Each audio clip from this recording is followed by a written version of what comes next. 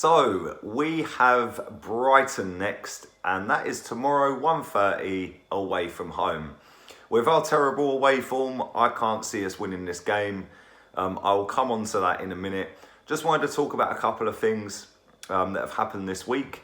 Arsene Wenger, in his press conference before the Manchester City game, was waffling on about I've rejected the whole world to stay at this football club. Well, my response to that would have been, if I was one of the journalists who asked that question and put the question to him with that reply coming back, I would have said to him, yeah, but at the same time, Arsene, you've stayed here, which meant that Arsenal Football Club have missed out on top quality managers coming in. So yeah, whilst you've stayed loyal, you've also been very comfortable in that time and missed out on the chances at this club of getting Pep Guardiola, getting Jurgen Klopp, and any other manager that was available in that time, Ancelotti before he went to Bayern Munich. So yeah, that's the first thing I want to say. Second thing, Lord Harris, one of the directors of Arsenal Football Club, offered his resignation yesterday apparently, and that was swiftly rejected. Now, if you cast your mind back to the summertime, it's common knowledge that Lord Harris wanted change at the club. Basically don't want Wenger there anymore. I think Gazidis falls into that camp as well. And I think Josh Kroenke does as well. Now, we know Josh Kroenke's over here for the next 3 months. He's basically staying in London, keeping an eye on things. So yeah, I think the worm is slowly turning. And then the killer blow came last night from Peter Hillwood, the former Arsenal chairman. He came out and he said that Arsene Wenger has outstayed his welcome. Wow. This was a guy who basically recruited him. I know David Dein brought Wenger over here, but obviously he sat him down with all the board of directors, etc., etc. And yeah, he basically recruited him. So for him to come out and say that publicly must be like a dagger to the heart for Arsene Wenger. So for me, I think the end is nigh. It's close now. I think that we're a couple of games away, maybe to the end of the season if Wenger gets extremely lucky and stays for that long. But I can't see him being here next season, and it's exciting. I'm buzzing. I can't wait for him to go, because I've been beating this Wenger out drum since 2011, and then obviously we're now in 2018. So yeah, it's been a long, hard slog. But it looks like he is finally leaving this football club. So let me know your thoughts on that, and whether you think Wenger will make it till the end of the season, whether you think he'll make it to the end of his contract. Let me know who you want as next manager as well, because I'm always interested in hearing who the fans want, who other people want. Obviously, I know there's a lot of non-Arsenal fans that follow this channel, so yeah, I'm probably going to get a lot of people saying Wenger in, keep him forever. But all the Arsenal fans that do subscribe to this channel, let me know who you want as the next manager. Personally, my choice, I would go with Carlo Ancelotti. He's currently not got a job.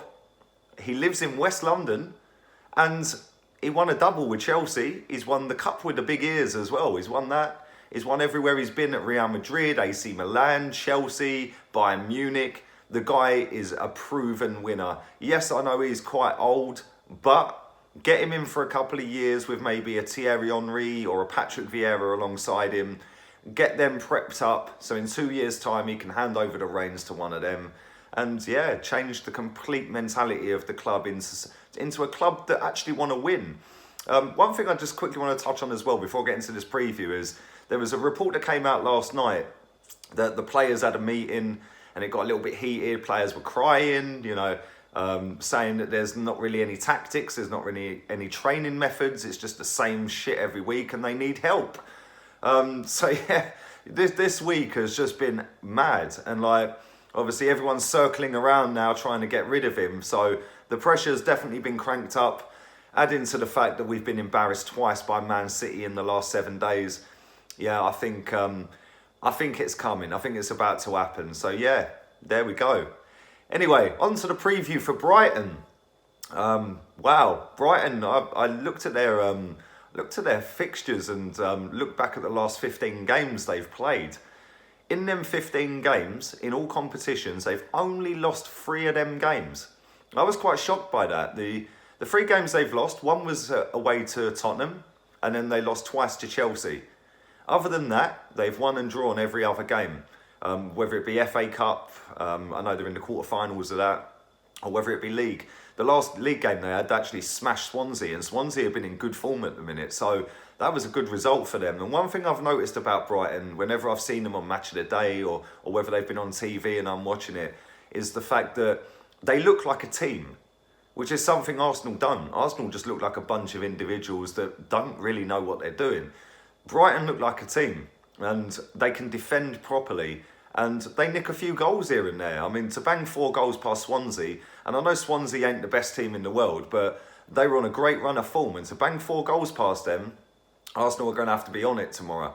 But what Arsenal turns up, you know, especially away from home, this season we've been bantered off left, right and centre all over the place, including Swansea. So yeah, I'm not really too confident going into this game, I must admit, and got a bit of a selection headache because, to be honest with you, I don't think any of them after the last 2 games are worthy to get a start, especially Granit Xhaka and Mustafi. I think them 2 have been absolutely piss poor for too long now.